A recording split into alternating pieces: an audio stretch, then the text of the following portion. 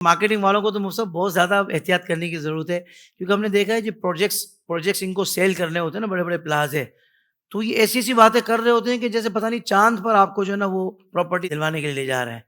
یعنی ہر دکان سونے کی کان، اور پتہ نہیں کیا کیا ان کے جملے ہوں گے. پھر جب جاتے ہیں تو صورتحال فوراً نہیں تو کچھ عرصے بعد اس کے بالکل برعکس نکلتی وہ ہے. پھر سونے کی کان نہیں ہوتی، کوئلے کی کان کوئلے کی نکلتی ہے. کان نکلتی ہے حضرت. حالانکہ کوئلے کی بھی نکلے تو چلو خیر ہے، کوئلہ بھی ابھی اچھے بہت جا رہا ہے، لیکن وہ کوئلے کی بھی نہیں نکلتی حضرت.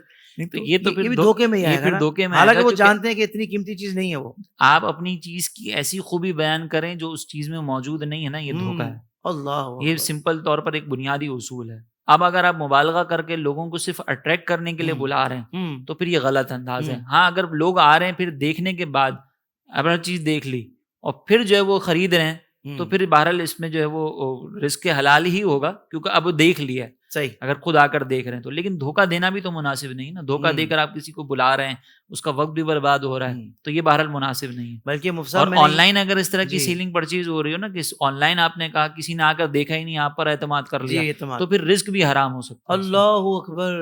اللہ اکبر.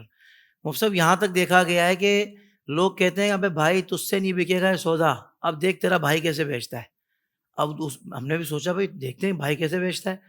اور وہ بھائی جب گیا تو اس نے تو بھائی اتنے جھوٹ اس کے ساتھ باندھے، اتنی غلط بیانی کی، اور سودا تو وہ بیچارہ کہیں نہ کہیں بندہ بھروسہ تو کر ہی جاتا ہے نا باتوں پر، تو لے لیا اس نے کہا دیکھا ایسے بیچتے ہیں. بھائی اتنے جھوٹ بول کے بیچنے کا فائدہ کیا؟ اس کا کوئی فائدہ نہیں ہے. آپ نے کسی کو جب اگر اس طرح دھوکہ دے کے بیچا ہے تو اس رزق کے اندر اگرچہ بہت زیادہ زیادتی آپ کو نظر آ رہی ہوگی، لیکن برکت 1 روپے کی بھی نہیں ہوگی. اللہ اکبر. کوئی کمال نہیں ہے یہ. کوئی کمال نہیں ہے اس کا. اللہ اللہ اللہ تعالیٰ ہم تب سب کو شعور عطا فرمائے، اور مارکیٹنگ والے بالخصوص اس چیز کا بہت خیال کریں، اور اس کلپ کو سنیں کہ یار واقعی اللہ اس کے رسول کو ناراض کر کے ہم نے کیا سودا بیچ لیا اور کیا کما لیا اور کتنا کھا لیا ہم نے.